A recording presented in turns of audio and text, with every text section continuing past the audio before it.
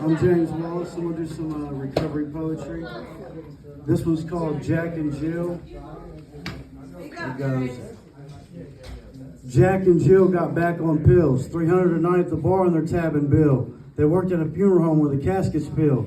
Every single day they bury multiple addicts. Now that stuff's real. In order to cope, first you have to feel. Then add some will. Learn some surrender, let Jesus grab the wheel. But as they lay back and chill, Jack wanted to get clean, so he practiced still. But still had a void that he had to fill. Money was a problem, see he had massive deals. Now back to Jill, she couldn't have no pills. She would sell her body for dope. And it was obvious, so it got worse when Jack got on it though.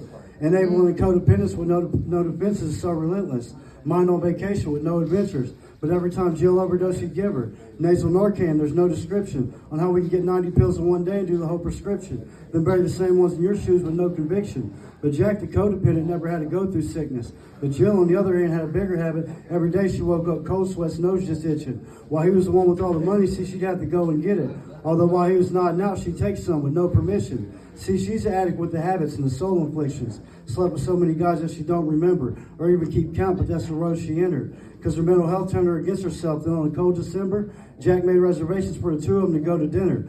Addiction is a mother that tried to fill a void, but with his heart broken, his will destroyed. That last reservation, because he couldn't outlast the temptation, that day he didn't make it, and Jill didn't really feel till she seen him naked for body identification. This is a story I'd like to present to the nation. At the funeral still high, she started to hear slogans, remember the sayings. But her only resentment replacement was and still is a stone cold killer. Every time she blinks, she sees pictures and faces. There's a bottom to every story, but this one lives in the basement. Business gone, lives alone, never really considered impatient. Then she got caught with some dope. Now this is the greatest thing that can happen. She got sent to impatient. Went to her first meeting, was given literature and told stick to the basics. As well as quick as you remember them days when you were younger, as you grew the hunger. So it spiraled out of control because it seemed too humongous. Felt like too much thunder before the lightning strikes. She was told to greet all the newcomers and try to realize that life has a light and keep it simple like riding a bike.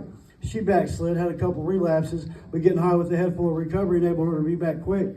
And that's what helped her from turning backwards. Now she's a sponsor and she lives in a practice. A mental health counselor as well. It wasn't like she surrendered and that's it. But once you get in the habit of daily surrendering without rendering backwards, the space in your head that gets rented is magic. Because it promotes growth for a no-hope cold soul that didn't think she had a chance to grow old. Because when I get tunnel vision, it's hopeless in my lens. I only focus on the end, and no one will pretend it's all easy days. Because it's time alleviates before I play out to see the tape. Food for thought, Satan kills, Jesus saves. I hope and pray this one open doors and lead the way.